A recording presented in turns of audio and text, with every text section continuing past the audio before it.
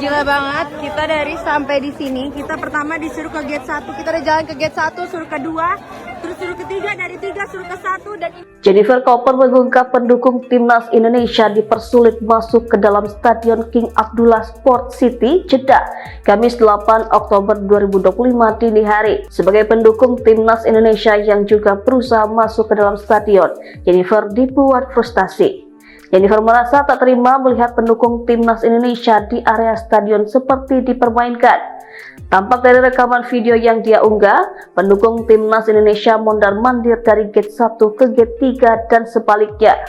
Jennifer menulis bahwa para pendukung Garuda diputar-putar oleh pihak keamanan dari satu gerbang ke gerbang lain. Dalam unggahan berikutnya, Jennifer memperlihatkan situasi di luar stadion yang tampak penuh sesak oleh lautan supporter.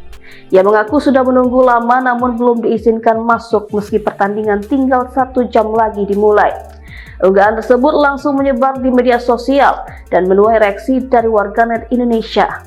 Banyak yang menilai perlakuan itu tidak adil dan terkesan mempersulit supporter tim tamu.